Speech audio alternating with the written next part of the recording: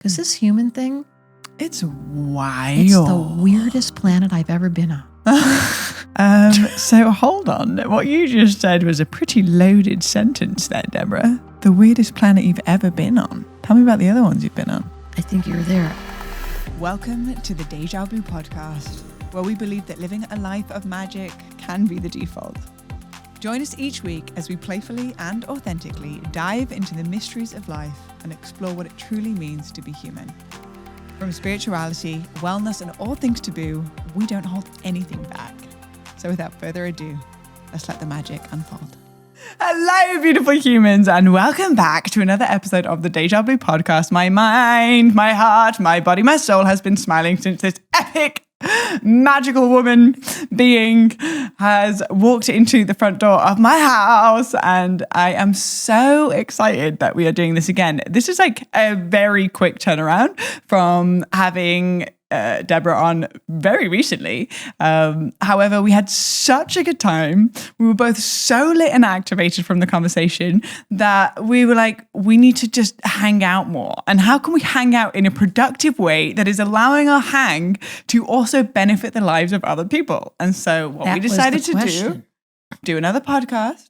We've decided to host a 2-day workshop at my house with incredible minds where you get to teach them astrology. Yep. We have been on the phone with each other pretty much every day since we podcasted. And every time we have a moment of, oh my gosh, I listened to the podcast and it changed my life. We get on the phone or like have a little text message and interchange of the people that have been really activated from our last podcast. So I'm so excited to welcome back to the Deja Blu Podcast, Debra Silverman, the OG, triple OG of astrology, the oracle of the stars, the bringer of the dawn, and the one that can keep it so light and funny while at the same time diving to the depths of consciousness and being able to articulate it in a way that is so digestible that you act as a bridge no matter where you are on your path. You can receive the wisdom of astrology and the importance of it. So welcome back to the podcast, Deborah. Your light's so bright, I'm turning on my sunglasses. Thank you so much. Your words. You've got a wordsmith that lives in you. It's called Mars and Gemini. Did you know you have Mars and Gemini? Mars and Gemini. Yeah. So your male energy gets expressed with chosen words that penetrate the veneer. It's one of your profound gifts. And it complements that Scorpio that can't stand talking about anything that's not meaningful. Am I right or am I right? Like, do you enjoy small talk? Well, Surely I don't not. do it at all. No, but you have such a social capacity. I don't. I look like I'm really friendly. You think what? I look like I'm friendly. I do appear friendly, and I am friendly, and I do love people. It's true. But I am, as an elder, getting older and older, realizing I do not have to waste time. You, on the other hand, aren't you a social animal?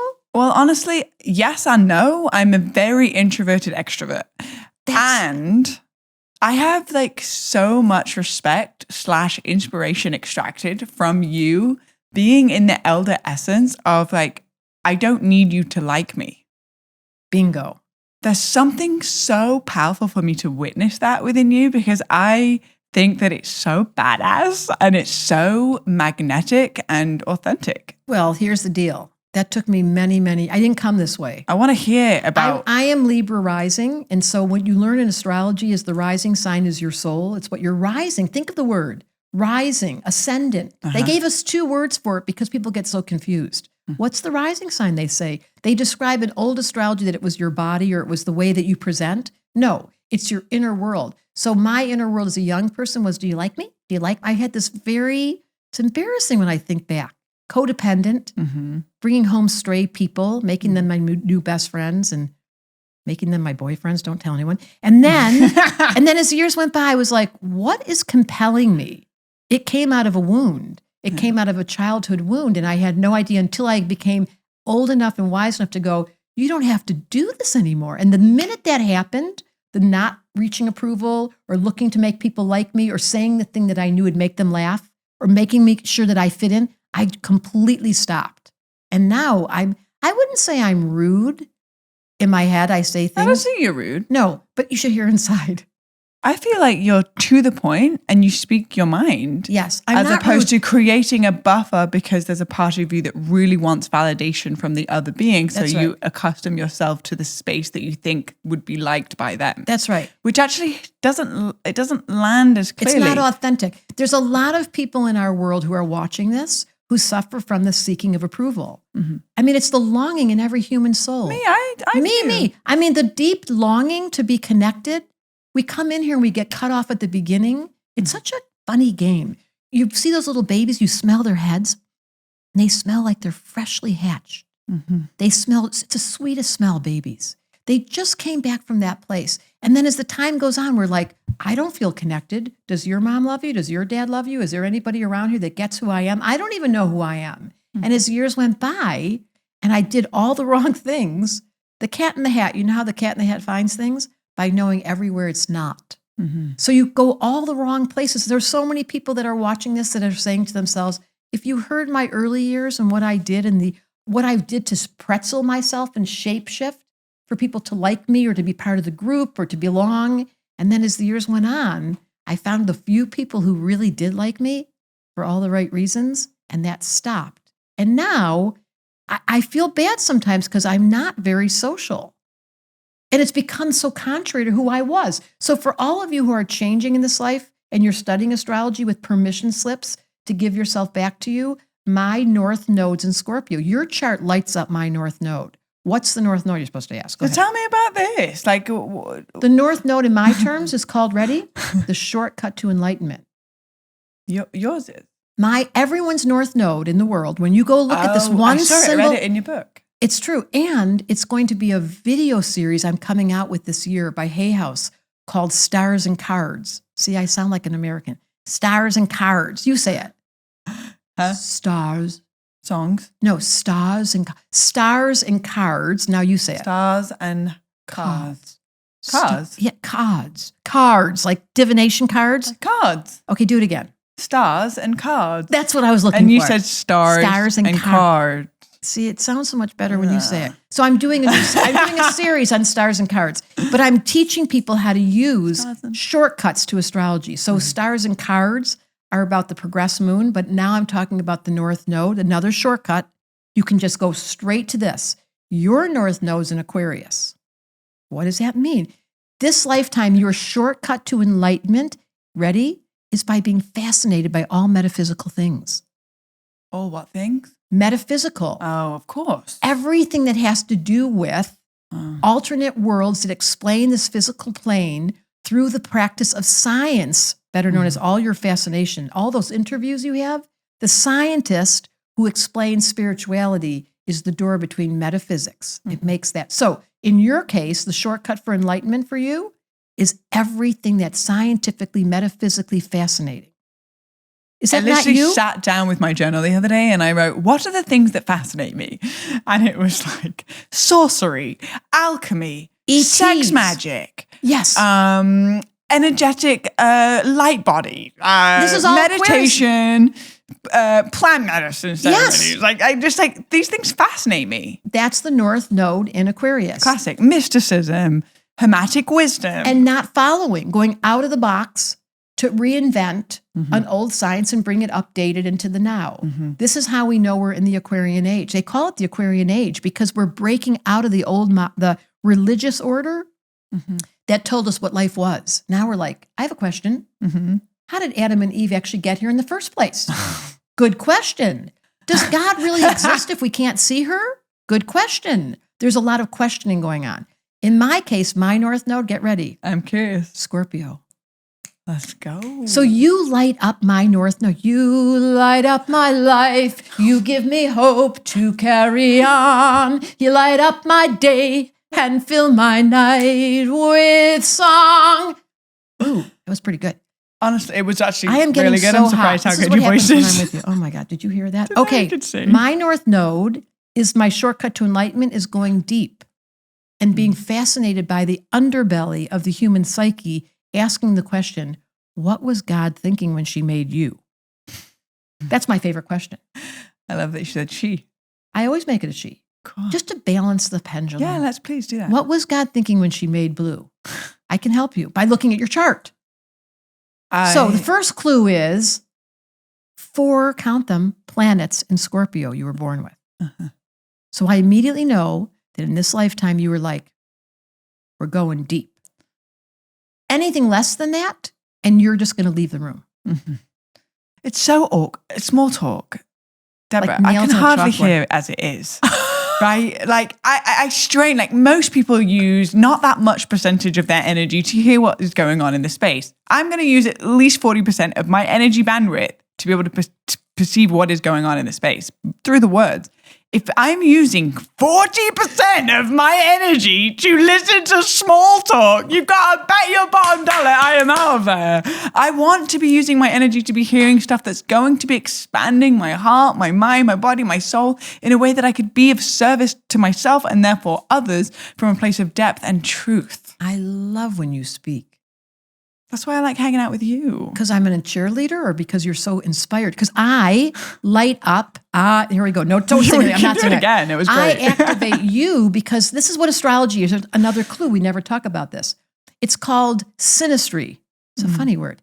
Your chart and my chart hit each other and chemistry goes off. And that's what happened in the first podcast. There's some people you sit next to on an airplane. You're like, no, don't talk to me. Don't talk to me. Like I have sunglasses on all over my head. Like you're like, don't. And then there's some people you talk to, you sit next to and you're like, why can't we stop talking?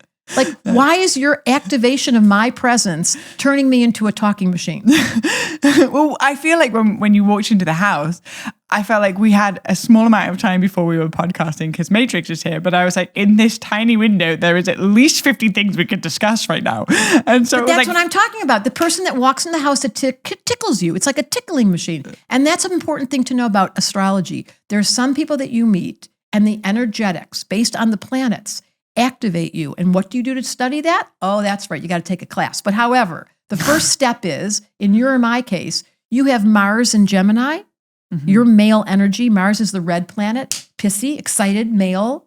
I'm not singing the song. I light up your Mars because my sun in Gemini sits on your Mars, which gives you energetics, which makes us communicate at the speed of light. That's just one of many aspects we have. That's called synastry. And so when you meet someone, you go see an astrologer and you say, is this synastry?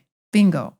Compatibility charts based off of looking at and both it's of them. real. Now, I always say Cupid has no eyesight. She pulls the arrow. She doesn't know astrology. And she just hits you and you're like in love with the wrong person. Oh, no. That's called karma. There. You can't, that happens to everybody. Because there's certain beings that you are going, I have this line, there are some people you can't get rid of. They follow you around. It's okay. Could be your mom. Could be the kid next door that you grew up with that was bugging you since you were a kid that never left you because they were part of your karmic agreement. So when you meet one of those karmic people, the astrology is irrelevant to start with. You're going to be bonded because you meet people that are karmically promised to come back because you can't get rid of them. And then you look at the chart and you go, oh, now I get it. So that's one of the values of astrology is understanding chemistry. And you and I in our charts, like you have Jupiter, and I told you this, the moon and Jupiter were standing together. You know have you ever done this? Look up at the sky and there's this really, really bright, shiny planet. And everybody goes, what is that? The other day when I went to the Joshua Tree, they looked in the sky. There was only one planet. Was it Venus or Jupiter? Do you know? I don't know. I think it was Jupiter. You have to get your phone. There's a little app. Well, we looked at a phone and it looked like it was Jupiter. It's very big, 100 times the size of Earth. Now stop. Can't even fathom. No, beep, beep, beep. How do I look? Yeah. Like it's ridiculous. But when you were born, it was standing, Jupiter was right next to the moon. So we would have saw the night you were born, this big, giant planet right next to the moon. And Jupiter is called secret sauce. It's like MSG, like you add a little bit of that. Yum, yum. It's in Leo, which is the part of you that loves all of this. The art. Ta-da! Where's that art? That is Jupiter and Leo. She's the lion right there. It's a Leo and it's a lion and it's your art. And it's the quality you have to get so dressed up. I'm getting hot. Is that okay to say? It's quite warm in here. Can I take off the coat? What do I'm going to have a moment here on this podcast. Down. I've been feeling fine. I need a little soundtrack. Yeah. Why to hold back this feeling for so long? Ooh, Woo! baby. Yes, girl. Okay, moving right along. Where were we? Oh, that's just right, Leo. I'm just going to put my sunglasses on. Okay, Jupiter conjunct the moon when you were born. Big giant planet next to this cute little moon saying, we want you to go down there, Blue, and dress up. How's that working for you? Look at her hair. How's that working for you? Huh? Dressing up. Yes.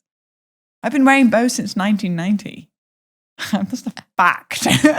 Did anybody else know that? Fact. She's been wearing bows since 1990. So what you do with astrology, for those of you that didn't, because I didn't get Jupiter conjunct the moon in Leo, is you learn that about yourself. And then I get to say to you, go buy some bows. Mm-hmm. Buy the outfits. Go paint. Go put the flowers up. This is your function. And why are we studying astrology? For permission slips. This is the thing. I picked up your astrology book that we're going to be using for the 2-day workshop. And I was reading it before I went to bed. And I just had this moment, very similar feeling that I had with the Gene Keys, is why is this not more integrated into parenting, into schooling, into relationships, into businesses, self-awareness courses and activation? Because it is imperative. Like, it is so important. You're singing my song, honey. It's the most important, oldest science on earth. It's been undervalued. I'll tell you why. Because religion said, do not be an individual. That was the Piscean age. For 2,100 years, we lived in a society which is it was a natural evolution where you had to follow, which you would have been terrible at. I think I was like killed. That would not surprise me. Probably right next to you. Yeah, we were in trouble because this soul couldn't get squished. But that was the theme of the times. Uh-huh. Then 1960s appeared, that turning of the tides. Take drugs, be yourself, throw away your bra. Who gives a shit if you're married? Sleep with what's his name? All the rules broke. And that was the entrance of the Aquarian age. Uh-huh. And you are heralding it in. It's part of your function. You're like you're like an announcement center. Well, yeah, look, this is the announcement center. This is what the podcast is. And do you know how many people were touched by our podcast? And that I told you the story. This is crazy. After the podcast, some woman saw us, went on my website, signed up for this course I teach called Tell Me a Story. It finished today. And she said her entire life changed because of watching Blue on a podcast and met Debra Silverman. And that's why we're here again, just to say the value of we together, we both do this. We are here to set fire to the old system that is so dated, which is called don't be yourself, be self-conscious, shape, shift, and conform, pretend you're someone you're not in order to get liked. Bye-bye. Your uniqueness is your superpower. So I want to unpack this myth/belief that I've heard from some people around their relationship with astrology, feeling like they don't want to be told who they are. So I'd love to hear your perspective on what astrology is actually doing if it's not telling you who you are, or what your belief is around that perspective of astrology. That's such a great question. So there's two different systems. There's Vedic astrology, which is the Eastern version in India, and there's Western astrology. Vedic astrology was built for prediction. It was specifically to tell you who you're going to get married to, how many children you're going to have. They even could tell you the day you were going to die. I did a reading for Deepak Chopra, and he had been to a man in India where he went up and took this long journey. And on the shelves in this man's office was Deepak, pulled out these papers that were made out of thin paper, opened it, and knew his wife's name, knew his mom and dad's name, so that was old astrology that really was scary in the predictability, and it did take away free will. And that was part of the caste system and telling you who to marry, and it really was limited. Now, there's still value to the Vedic system because it's so good at prediction. I don't do that.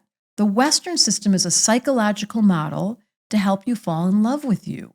Not with the intention of saying to you, you're going to be this way, but here's the high road and the low road. Let me show you the tendencies. Let me explain what's your best version of you is. Versus, like in my case, if someone would have told me when I was young that I was codependent, it's sort of embarrassing when I think about her. I mean, I love her, but if someone would have said to me, Debra, you're codependent and you have a lot of sexual energy that you're going to find confusing and you really need to have boundaries, I would have been like, what?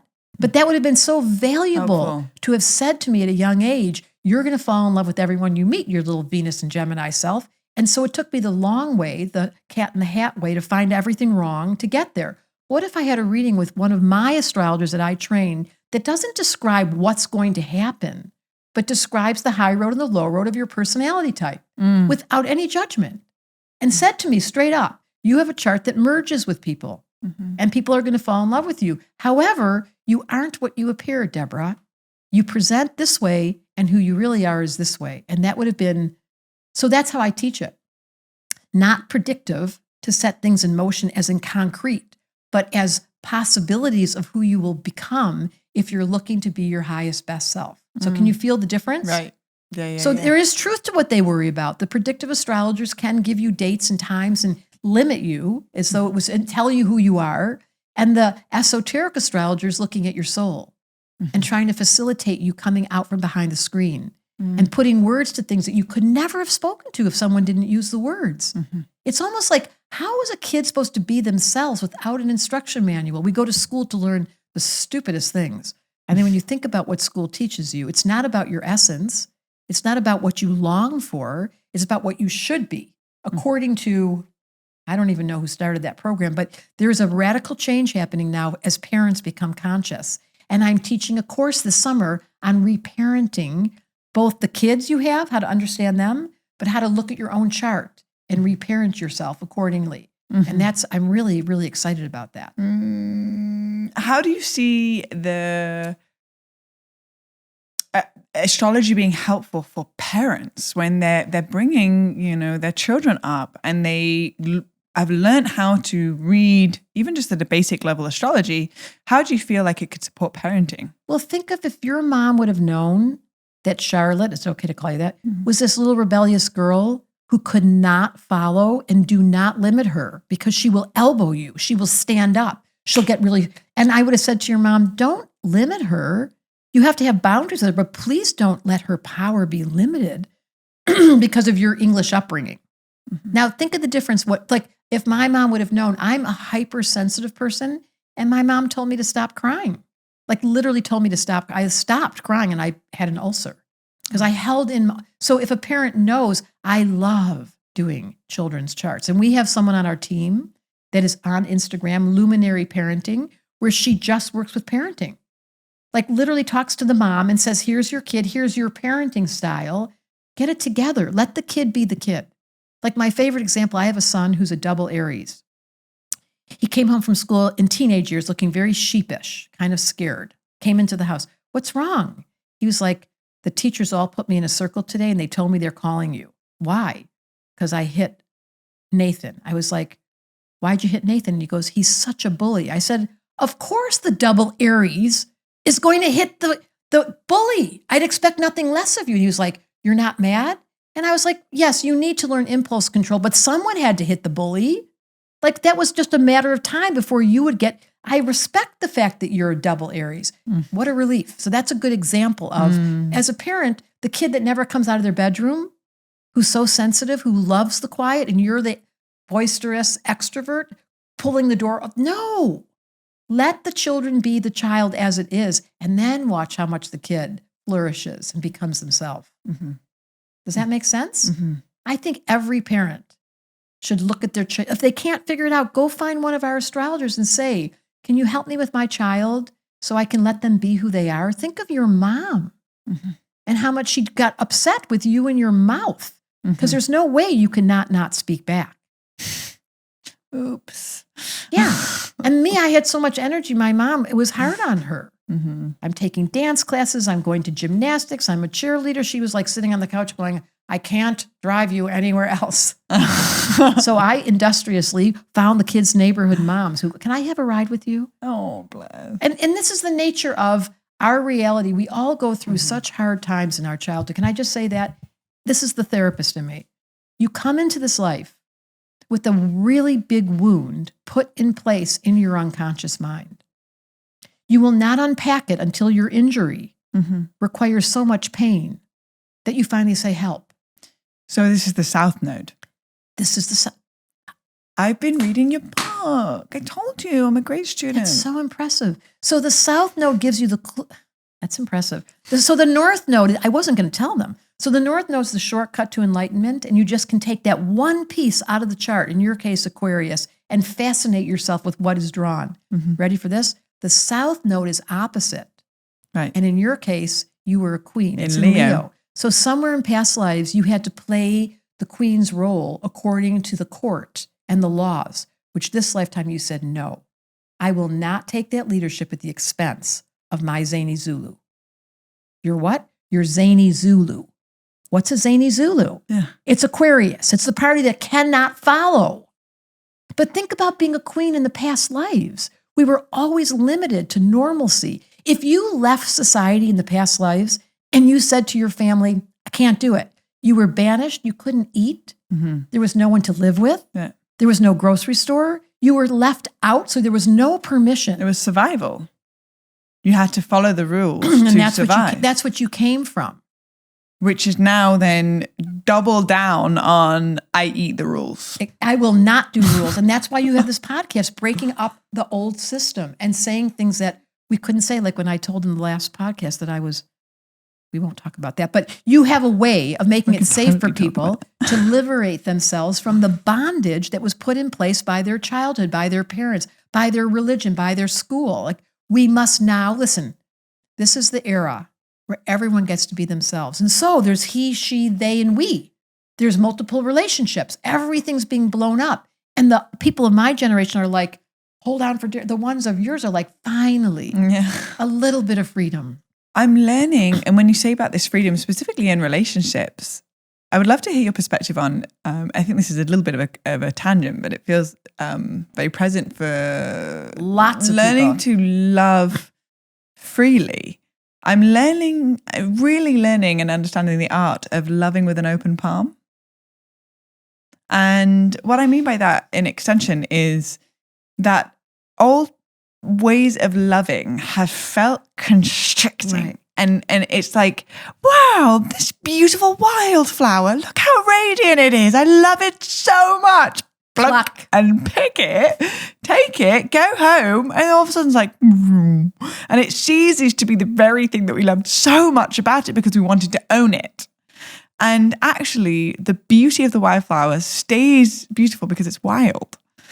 And I'm learning to understand a deeper level of loving with an open palm, recognizing nobody can ever be a possession, but everybody's a gift. And that gift may be here for 5 minutes. That gift may be here for 5 years. But no one is ever mine. So beautiful. And so I'd love to hear your perspective on that. And that is the North Node in Aquarius. Because in the future, the old structure of marriage as we know it will no longer exist. In the Bible, there is no marriage.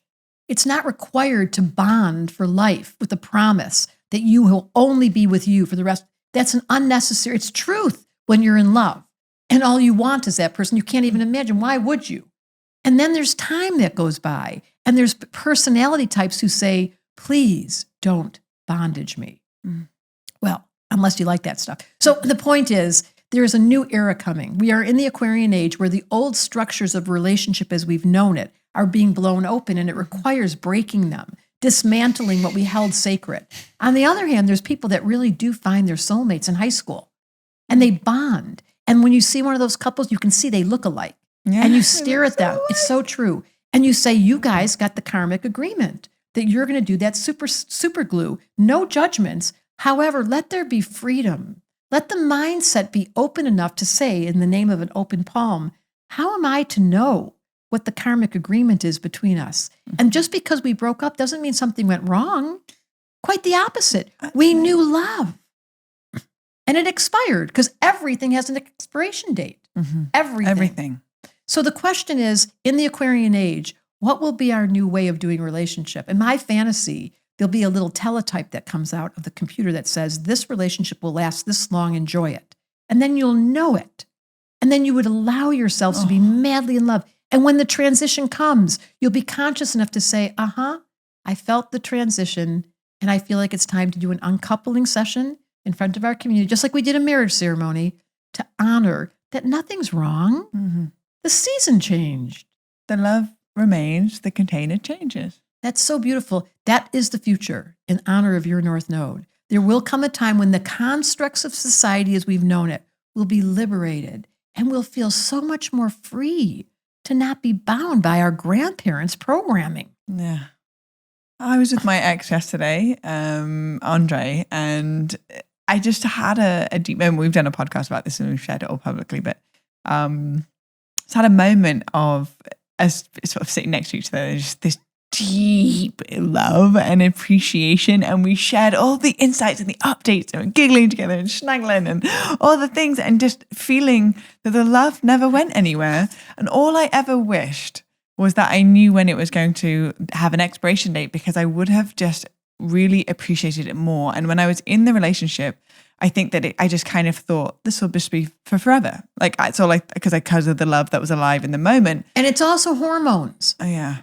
Both people, men and the women, chemical release, the hormones, the serotonin, the dopamine. It takes you out of the free will zone. Yeah. And wouldn't that have been beautiful if you had that? I just bumped into my ex. You're going to love this story. I hadn't seen him in years. Did lots of work inside of myself, yes, to come to peace, because there was lots of messy things at the end. And this is the funniest story. And he was standing there and he was kind of flirting a little more than I thought was natural, since he has a girlfriend. And then I said to him, you know me. I'm not good at forgiveness, honesty. It's not my best trait. I have Mercury in Taurus, so I get stuck on things. And then he said, practice on me. I was like, I did when you weren't around. I have forgiven you, and we need to keep space because I know the truth of what occurred, and I've done the forgiveness work. It's not natural. Some people, I bet you're good at forgiveness. I think you are. Forgiveness is like my number one piece. What it is alchemizing the pain or the uncomfortable situation into forgiveness, and forgiveness into beauty, and then beauty into service. So magical. Do it again. Say it again. Turning and alchemizing the pain into forgiveness, forgiveness into beauty, and beauty into service. And how do we serve? By being able to be the high road at any moment. So I have done the work in my relationship with him. I have forgiven him in my mind. Doesn't mean I have to have dinner with him. Mm-hmm. I mean, I probably could at this point, to tell the truth. And I really honor people when they say, I don't know how to let go, because that is one of the that's what Buddha said. All pain, all suffering comes from attachment. See, your North Node is not attached. My North Node is. Mine's in Scorpio, so I grip. Yours is an Aquarius, so you let go. Yes. And you got a lot of Scorpio. Well, I got 4 planets in Scorpio. Go, we ran it done. And also in my gene keys, in my attractor field, I have the shadow of attachment or expectation. Sorry, which is attachment, expectation, the gift of detachment, and the city of celebration. The city of celebration. Your whole chart is detached. You have 4 planets in the house of Aquarius. 4 planets in the house of Scorpio. In the house of Aquarius. Oh. All those Scorpio planets are. So here, let's just take an astrology moment. This is good information, Debra. There's 3 variables. Pretend we got a blender. We're making a smoothie. We drop the planet, we put the sign, and then we put the house, and we blend it all up. Got it. So it's 3 levels. So you have 4 planets in Scorpio. That was the planet in the sign in the house of Aquarius. Interesting. So you are really built for attachment and freedom. I, on the other hand, am not. So it's good to know, though. I mean, I'm learning about it. I watch people like you, and I see the gift you have of alchemizing the pain into the lesson, into the forgiveness, into the service. That is the highest road, Blue. And you've given that to us as a gift. But I can promise you, people watching this, you think about your exes and you check in. Because here's the deal. In your next life, there's some people you can't get rid of, and they will show up again. Don't come back. I'm sorry. No, Stop it. You have to. Oh, no, we're coming back. We're coming back to an entirely new reality. Are you kidding? Well, I just meant like the ex. Oh, no, the ex is coming back. Situation. If you, listen. Don't come back. You're doing such a good job. If you tie a bow at the end, this is my invitation for everyone watching. Make a list of your exes and then do an inventory. What's the frequency? What's the emotional charge? Like it took me, it's embarrassing to say how many years to forgive that guy, even though I really like him. But it took me a long time, and he did apologize. That's even worse. It took me a long time to accept it. And then you do an inventory and you go, is it still sticky? Do I have a charge around this? Am I judging that person? The minute you can say, I understand, to your point about the forgiveness, and then the service is, I see the lesson. I got it. I've forgiven them, and that will allow you to not have to see them in the next life. But so if anyone doesn't want to get back with their ex or have to deal with the karma, all karma is sticky paper. Karma is you encounter a being, you have an exchange. If the exchange liberates you and frees you, that's called good karma, and you can't wait to see them again. If the karma is dark and difficult, you bump, it gets sticky, you see them again and you have an aversion, but you have to go back and finish it. And that's what makes sticky relationships. So my suggestion to everybody is make the list, review the people, and it only takes one person to clear the karma. It doesn't take two. You can do the work inside of yourself. And because you know what I think a lot about? Today is a good day to die. Scorpio. Have you heard that term? I ride with that sentence hard. Okay, so if today's a good day to die, I'm looking behind going, who have I incomplete pieces with? Because they will return. 100%. So I have people in my life who get mad at me. I have this personality type that people really like me. And then at some point, my very small personality gets irritated. Somehow I bump into them. And so they push me and they reject me. And then I had to learn to say, I still love you. I have no storyline around this. We will not have karma because I just unplugged you by saying, I understand what happened. I'll take full responsibility. I hope one day you will too. That's liberating. So I feel that so in my head, I'm also hearing like, she's making a list, she's checking it twice, she's gonna find out if she's got karma or not. Telling you that this is for all of us. And so I'm making the list in my head, and I'm like, amazing, can't wait to see you again. Amazing, can't wait to see you again. Totally forgive you. Don't come over. I love you. Don't want to see you again. That's okay. That's my point. You don't have to want to see them again.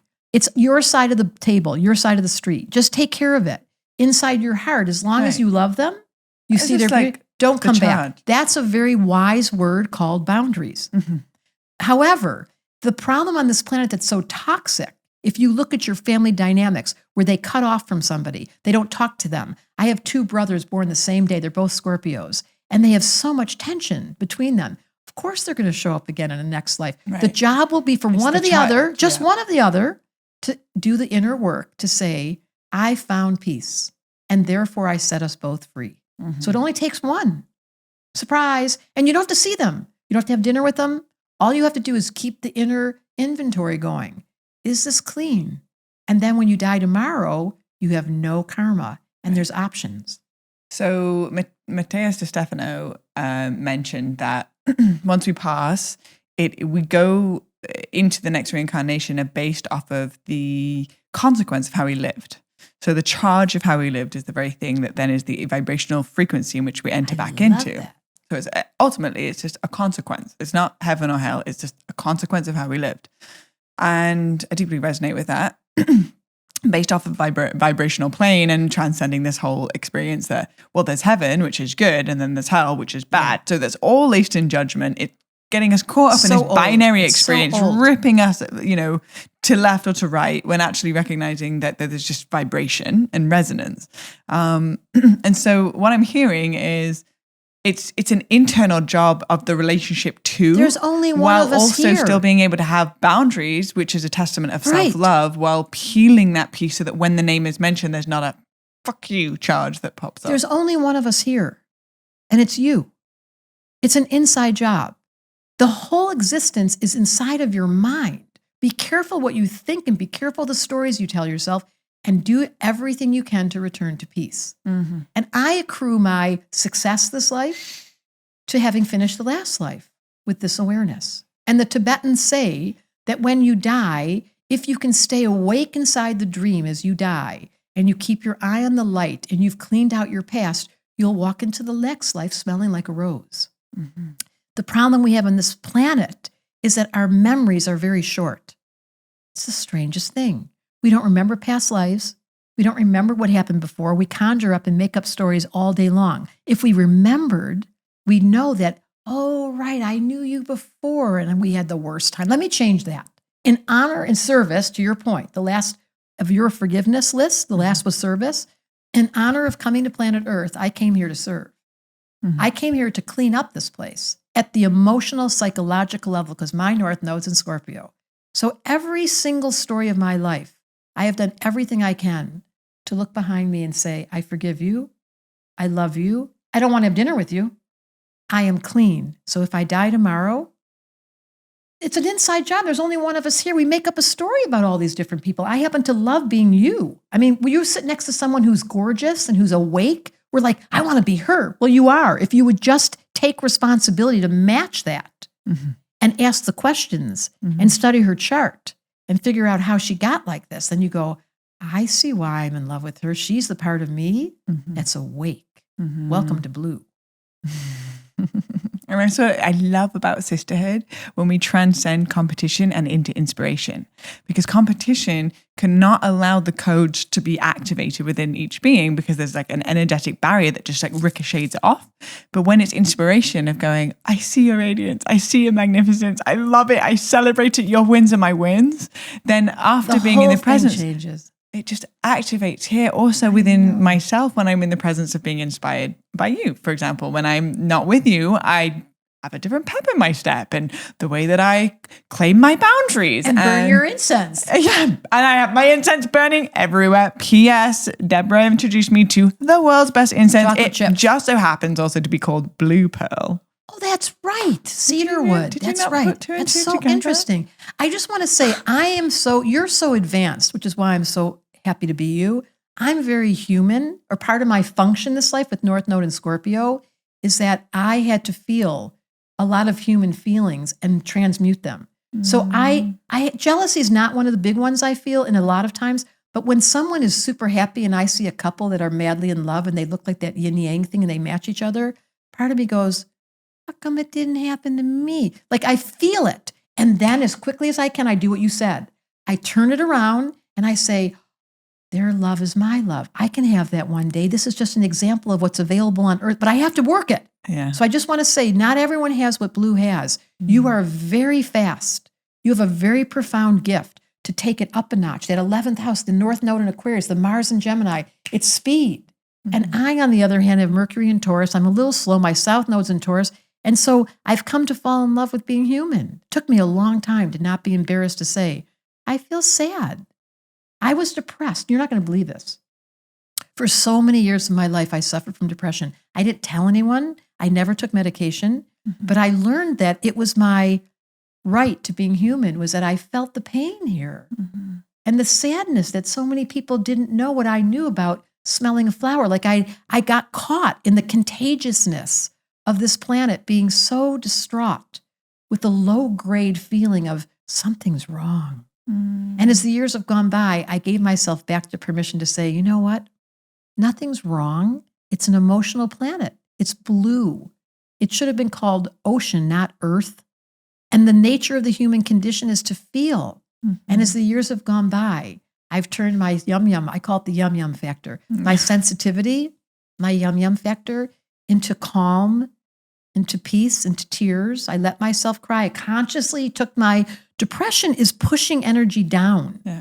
It's literally sitting on your energy and getting so depressed you can't. And then I let go of that blockage and I was like, I'm going to be emotional and be honest. So I cry easily and I feel a lot and I understand the human condition is such a mystery. And I'm writing a book called the I Don't Believe in Astrology book coming out in a couple of years. And it's all about, the first line is, I love the name. The first line is, it's a setup. You couldn't get this right by the nature of being human. The nature of being human is we learn by mistakes. That's the cat in the hat theory. So when I finally got compassionate about my sensitivity, the depression changed shape and it turned into the yum-yum factor. So I let myself cry and I let myself long and I let myself feel jealousy for a minute and turn it quickly into, wow, look at that love. It takes work, but I know there's so many people on this planet that secretly suffer. And that's why there's so much microdosing. And that's why there's so many people needing to do medicine journeys. Like, change my point of view, help me, take me up a notch so I can go back down and understand rather than feeling like a victim to being human. Because this human thing, it's wild. It's the weirdest planet I've ever been on. So hold on. What you just said was a pretty loaded sentence there, Debra. The weirdest planet you've ever been on. Tell me about the other ones you've been on. I think you're there. I think there's a place, many other levels, and this is what Stephen Greer's work. Do you know about him? No. Stephen Greer just did this beautiful film called The Fifth Dimension. How do you say it? I'm having a brain The fart. Fifth Dimension? No. Encounters with the Fifth Dimension. Uh-huh. That film was so remarkable because it's very clear that there's other levels of consciousness. Oh, come on. If we really don't think that there are other levels of consciousness, we just go outside at night and look at the sky. I know, I'm with you, but we can't remember. That's the problem with this planet. Our memories are shot. But sometimes I look specifically at the You blue do. one that flashes, the Sirius star. I look at it and I get homesick. Like I feel like I get homesick too. like I miss you guys. So that's a real feeling. And there's lots of people watching this who feel like this is not the right planet. I'm in the wrong family. I never found love. I feel so lonely. I don't know how to belong. Debra and Blue are so cool, but I'm not. And that's simply not true. And there is a homesickness and there is a longing to go home. And yes, there's other like if this is the only planet, shoot me now. Like, oh my God, take me out of my misery because this has got to be just the only place where we learn. It's a crash course. I mean, you want to talk about bright lights? Planet Earth is not the brightest light. It's not the sharpest knife in the knife. How do you say that? It's not the sharpest knife it's not the sharpest tool in the toolbox. We are kind of, it's not okay to say retarded because I know everybody gets mad at me, but there's a remedial system that's built into the human condition. And it's called get it wrong to get it right. Now, the moment you figure that out for what I really said, that the heartbreaks, the sadness, the feeling of not being understood, not even understand, this is the nature of the beast here. We learn by getting it wrong. Mm-hmm. On the planet I'm from, it's me and you, that's not how we learn. There's a very holy, it's why your prayers are so powerful. We live in a sacred energetic. There is no need to resist or to rebel. There's no such thing as loneliness on that planet. Of course there's not, because there's a oneness that you know is true. It's not a theory, and I remember it. And it makes me sad. I'm going to cry. I long to return to a time when I walk up to each person and I look in their eyes and I know, are we together as a family member or are we just going to pass by? Mm-hmm. And it's not confusing, because as soon as I see you, I recognize you. Mm-hmm. And then we hold hands and we go home. Mm-hmm. That is not happening here. It's very confusing. We have to use charts to understand our differences. We have to use synastry to see if we have chemistry. We have to figure out these hard questions like, why did we break up? What was the reason that expiry date showed up without warning me? Because that's how it goes down here. Mm-hmm. So stop feeling bad about being an earthling. Mm-hmm. There, I said it. There's nothing wrong with it. And for us, it leaves us homesick. Mm-hmm. And promise you, being here, you're getting a lot of brownie points. I don't know what brownie points are. You're getting a lot of merit. Being on planet Earth, every being that's here is generating merit, which is another way to say substance of integrity and respect for the condition of creation. I am in love with the creators. Think about whoever made astrology. Okay, can we talk about that? How did that system, the gene keys, the Enneagram, astrology, numerology, it's airtight. It's brilliant, but we can't find the origin. We don't know who it started from. Mm-hmm. So what we do instead is we bow our heads and we say to those that created this masterful game called life, forgive me for taking you for granted and judging you. Mm-hmm. And as soon as that begins, I'm really scared that when I get home to the other side, they're going to say, don't let her in the room. She has complained from the get-go when she got down there. We're too loud. We're too obnoxious. Those humans are so mean. She just complained. Then I'm going to say, no. I'm sorry. I was judging them. Mm. But now I want you to know I fell in love with the humans. Mm-hmm. And I loved being on Earth. And I did my very best. Every one of you need to say this. I fell in love with planet Earth. And if you can't say it, then get some help. Mm-hmm. Get down to your knees and pray for help. Help me fall in love with this experience. And while I'm homesick, it just gives me more reason to remember this experience is very short-lived. Mm-hmm. It's a dream. Mm-hmm. It's going to come and it's going to go, and you probably remember very little of it. That's the funniest part. Mm-hmm. But what you can do day to day, moment by moment, is be grateful. And that's been the medicine that's healed my depression.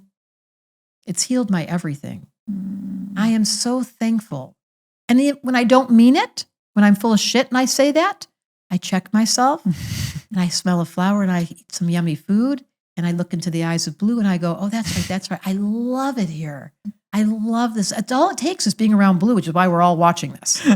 It's true, Blue. You've come from the future and you've brought us the memory of what it's like to be forgiving easily.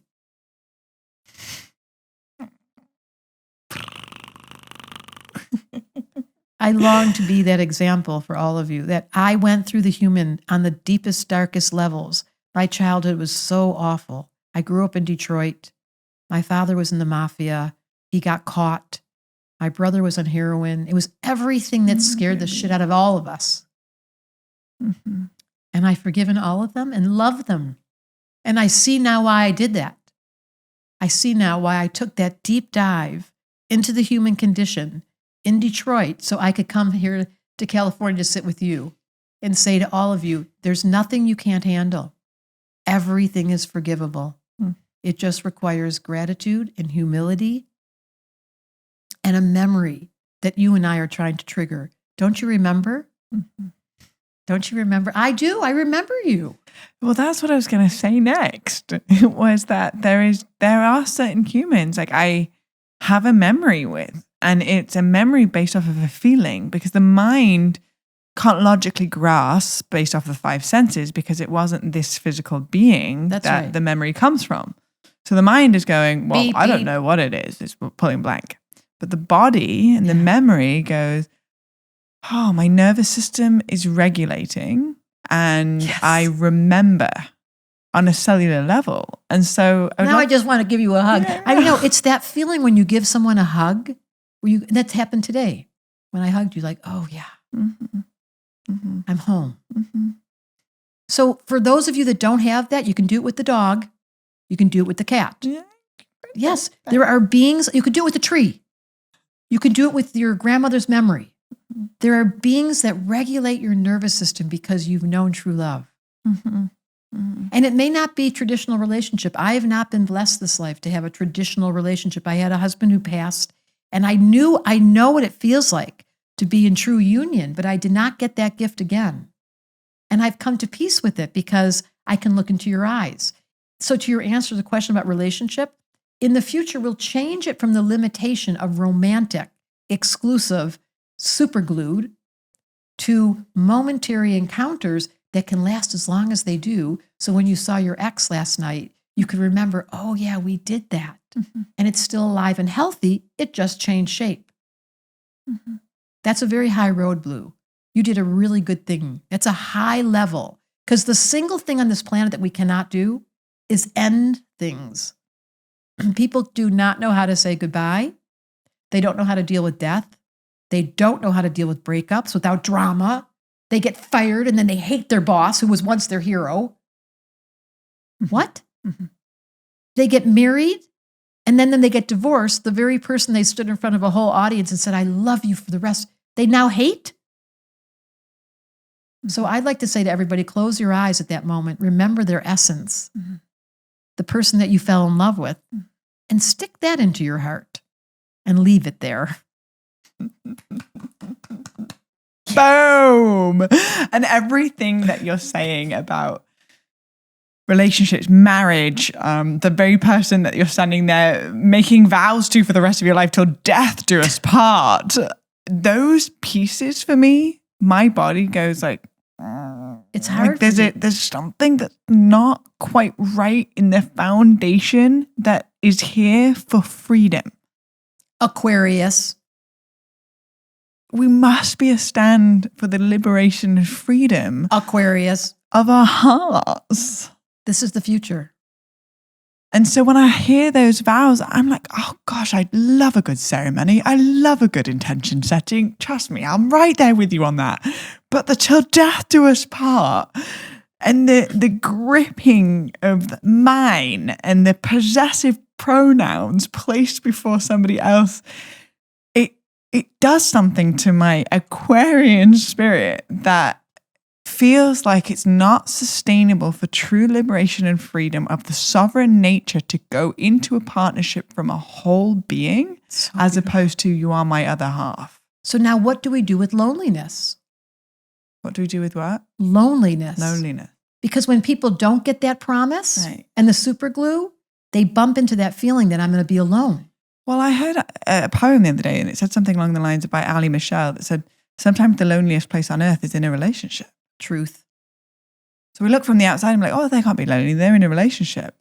But actually, because of these constructs that are not set up for genuine freedom of sovereign beings, then actually some of the most loneliest places are relationships. That's the truth. If we could take the word loneliness out completely, the word alone is all one. And it took me Libra rising. It took me so many years to accept that I like being alone. Yeah. It took me, I can't tell you how long that took me. It's recovering codependent. I'm recovering codependent. And I am recovered, I want to say. So for those of you that responded to what Blu just said, how do I give that promise of forever when my soul's secretly whispering, no, not forever. You're married to me. There's only one of us here. It's me and me. There is no such thing as divorce in heaven. When you leave here, your soul and your soul are married forever. You and you can't get away from each other. So you may as well figure out and it's taken me so many years to really get Debra. And this is why I find you to be so valuable with your wisdom. You're coming on the podcast. My friendship with you is that you are an elder representation of remembrance. You have the remembrance and the wisdom and the years of life, the greatest ceremony there is. And that is so valuable and so rare. We don't have many elders within our And that's why community. I keep saying the memory. Here, I'm going to tell you a secret that I don't like to tell people. You love always bring secret. this out. I never had an astrology teacher. I love that so much. I never had a Gene Keys teacher. It came to me. I sat in a car for 3 days with a woman. She spoke astrology out loud. I was writing notes down. We were traveling across Canada. And at the end of it, I had a dream. And in the dream, this little lady screamed at me, "You've been doing astrology for lifetimes, stupid. Stop acting so dumb." And I woke up and I started charging people. And I had 3 days in a car. I don't like to tell people that because now I'm a world authority on astrology. Well, to be honest, I'm actually going to be more inclined if I was listening to this to sign up for an astrology reading or some kind of course with you because I remembered. I remembered. It would be like a child sitting at a piano who I've met, these prodigies, who they start playing, composing music without. So I'm embarrassed to say it because it doesn't make sense to the brain. But to your point, I have an incredible memory. It makes perfect sense to me because it's the Gene Key of mastery. And the Gene Key of mastery, I wouldn't be surprised if it was in your chart, is when you tune into a certain frequency where it's like a past life memory. That's what it is. But actually past lives are not past lives, they're current lives. And you can download the information. They're all just on a vibrational, radio stations that are all happening at once. And so you can tune into the resonance of the past/current life, download the information and access a level of mastery that doesn't logically make sense in this 3D dimension. It makes me feel better hearing you say that because I can't, and I don't like to tell people because it just seems so rude. I mean, unexpected or surprising.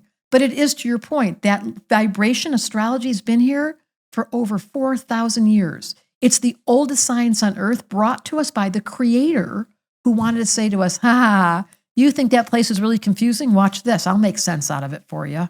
Mm-hmm. And then you feel so good because it's so simple. Now, astrology is complicated and people teach it and you just feel like, how will I retain it? That's not how my school works. I teach it in 6 weeks. In bite-sized bits because I'm a little slow, unlike you. My mind works very slow. So I teach it. You're going to see this weekend. But when you come to my school and it's twice a year in January and September, you will sign up for a 6-week class and I will teach you astrology. So by the end, you'll be like, I just hooked up to the frequency. That's what I do. And then all of a sudden it starts to make so much sense. And can you imagine how much fun I'm having watching people go beep, beep, like the lights come on, And that's why they wear their sunglasses. Because they get so bright. I mean, there's something to be said about the stars.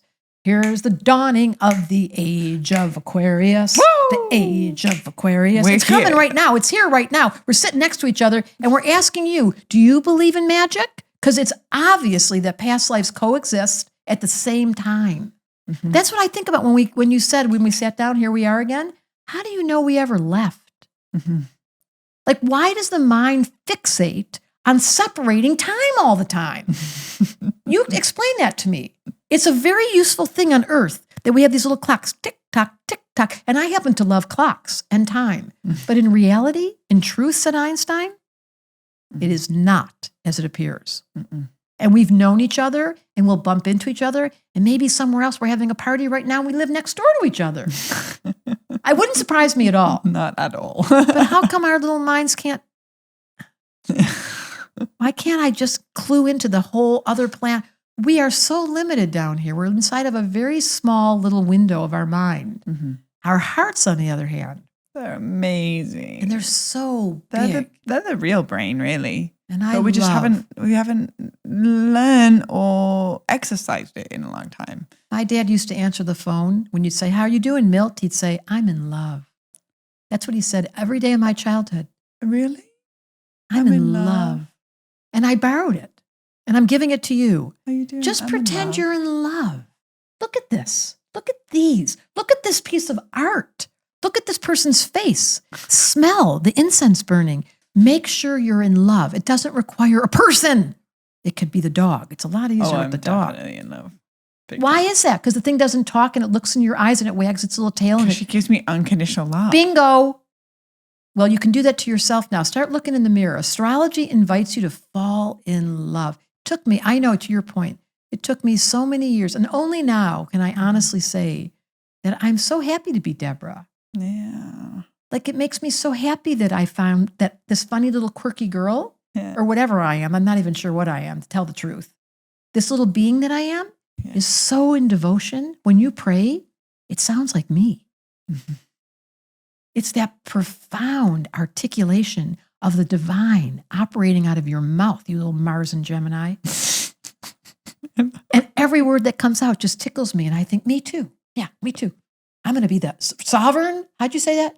A sovereign being. Sovereign being. I'm going to be that. I'm going to be powered by my own energy doubled. My own energy doubled. Let's go. And every word that comes out of my mouth, she said this prayer before we started. And I was like, I want that prayer. And that's what you do for us. And that's what all Geminis do when they're operating from the soul and not the ego. Otherwise, they just talk a lot. We don't speak unless it improves the silence. Don't speak unless it improves the silence. We have so many of those one-liners. Are we done yet? We are. That was another podcast brought to you by Spontaneity in the Moment. Debra is also the only guest I've ever had that has proclaimed when the end of the podcast. It's literally Rachel texted me the other day and she was like, my favorite quote from Debra ever is, "Are we done now?" Because I can feel, you know this, you all know this. When the energy slows down, if we were really honest, we know when to leave things. No, I was about to just go right after you. Oh, see what I mean? I know, but my attention span's a lot shorter than Scorpio. I'm a Gemini, okay? So if you want to learn more about your chart, please call me. AKA don't call her, otherwise she's going to be bombarded nonstop. Or I have certified astrologers. I have 25 certified that have been trained. You know this? That were trained. I have 25 certified astrologers that I've trained. There you go. Now that's more like it. Excellent. I mean, they have gone through a rigorous, you can imagine what I'm like, or maybe not, but I'm rigorous. I'm very Saturnian, like do it right, make sure you touch their heart, give them valuable information. And that's what happens when you ask me for a reading, because the OG doesn't do so many readings anymore. Yeah. That's why she's like, "Oh, do you have your chart?" And I was like, "Yeah, I have it perfectly printed out, ready for you to go." Because when the OG is in the house, you better know you got your chart on deck. That's you right. better know it. And all of you need to study your charts anyways. It's not just the OG. And you're going to be studying this weekend, and I'm so honored. I'm so excited. And I'm going to teach it to you in bite-sized bits so it sticks. Mm-hmm. None of this jargon. People talk astrology, and I can't follow them. Mm-mm. No, I can understand and digest everything in that you share with astrology, and it's like That's why I know that I want you to be my teacher with it, because when you speak about it, I get it. It grasps, it sticks, I digest it, I understand it. And when you look up and see Jupiter and the moon together, you're going to say, that's what I was born under. Yeah. And Jupiter's super sauce. It's the yum factor. It's like the fun. Ooh. You got lucky. That's the luckiest planet in the whole zodiac. Jupiter on the moon means that you have a joyful personality without even trying. Am I right or am I right? Happiness for no reason. That's what I'm talking about. Okay, did we make you happy? We're The story's gonna over now. Ding, ding, ding. All righty, Debra. Wait, hold on a minute. We managed to rock it. Another podcast. Na na na na na da da da da da da. Woo! Na na na na na da da da da. I have to sing it because they'll copyright me if I put a song on It's YouTube. okay. You can do whatever you want. You got Aquarius and never follow rules. Who wants a rule anyway? Just be yourself. Everyone else is taken. Go. Okay. Alrighty, beautiful humans. Thank you for listening to another episode of the Deja Blu Podcast. We got such amazing feedback on the first episode that Debra and I did. And we had so much fun to the point where we were kind of like high for the rest of the week / haven't stopped being high since that podcast. And now we're back again, like nothing has happened, but time has passed. And so thank you for coming on a journey with us for part 2. And if you are new to astrology, you've never looked at your chart, do yourself a favor. Being human is so weird and wild and wacky and discombobulating and grief-stricken and painful and also beautiful and illuminating, activating and inspiring and everything in between. But when we have a guide that's going to support us to fall in love with ourselves in a deeper way, where we can get to the point where we answer the phone and says, how are you doing? I'm in love. That is going to be the frequency and the essence that is going to change this planet as we know it. It is going to birth a new generation of children that remember their magic even when they're adults, because their parents never forgot. So we have an amazing opportunity to come back to what is truth. And even if we don't know what the truth is, we know what love feels like. And so we just follow that. We know it's not true. Exactly. Here we are, doing the damn thing and figuring it out by remembering that there's nothing to figure out. You made me think of my dad, who didn't believe in astrology. He was a Capricorn, but here he is, dead as a dog. Dad, did you hear that? I'm in love. Go look at your chart. Do yourself a favor. I'm for the collective consciousness. Anyways, thanks for being here. Sending you so much love. If you resonate with this podcast, go ahead and share it on your social media platforms. Post it on your stories, tag myself at Debra Silverman and Deja Blu Podcast, and we can spread this message in a good way. Thank you for tuning in, and go check out all of Debra's notes or information to access everything that she's creating in the show notes here on YouTube. And until next week, sending you so much love. Thank you, Debra. Thank you.